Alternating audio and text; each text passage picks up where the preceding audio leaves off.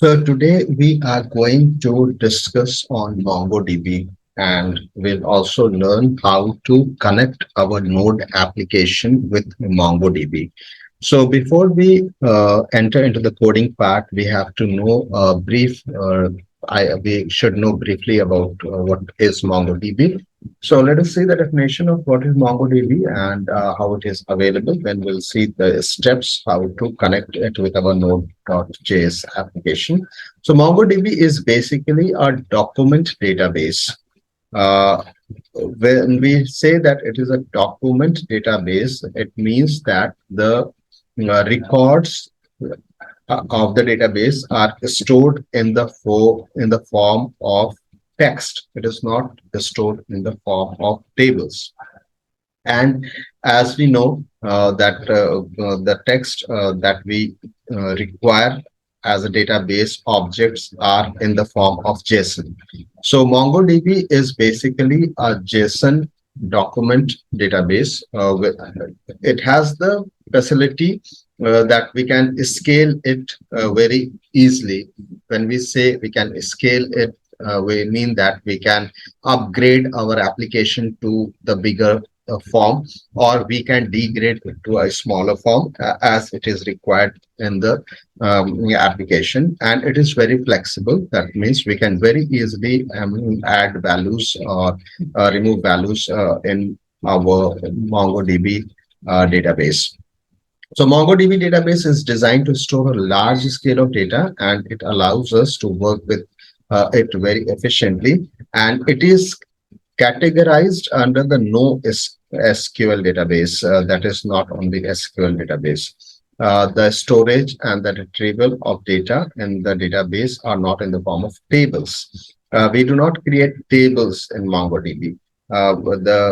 We create a schema and we mention what are the values that will be stored. How it is done, we'll see later. The MongoDB database is developed and managed by the company MongoDB under the server-side public license, and initially it was released in February 2009. It provides a lot of support to connect with languages like C, C++, C Sharp, .NET, Java, Perl, PHP, as well as Node. We can connect our Node application with MongoDB, and it can connect with all other existing languages as well. So we can create an application using any of these languages, and there are many companies that uses MongoDB nowadays, like Facebook is using MongoDB, Nokia, eBay, Adobe, Google, etc., to store their large amount of data. So this is about what is MongoDB and where it is available, because whenever we talk of database, we need some space where the records will be available. So it is available in two forms. One is the free version that gives us a shared server where we can store up to 5 GB storage information. And then there is a dedicated server also, which you can buy and then you can use it. So we'll see both of them. First, we'll see how we can use it in cloud, and then we'll see how we can use it on server. Now, how it works. Now, we will see how actually things happen behind the scenes, as we know that MongoDB is a database server and the data is stored in these databases. MongoDB environment gives us a server that we can start and then create multiple database on it. So let's begin how to, stepwise, we'll see how to connect our Node application with MongoDB, and then we'll move on in the next session to how we can store values. Today, we'll only see how we can create a MongoDB application, a Node application with MongoDB as a backend. So step number one, open the mongodb.com. So in your browser, you have to open mongodb.com. Just type mongodb.com and you'll get this screen. So in step two, you have to click in the sign in. Here you can see the sign in. You have to click the sign in. Once you click the sign in, then you get this screen.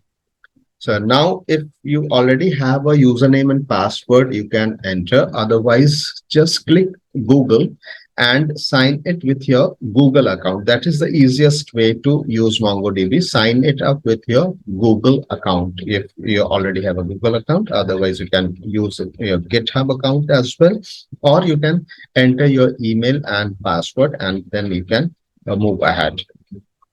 In the next step, you will be asked to accept the terms and conditions and the privacy policy, and then you have to submit the terms and conditions. So just click the submit button. So what you have to do, I'll come back again. Open mongodb.com in your browser, then go to the sign in. Here in the right hand side you can see the sign in.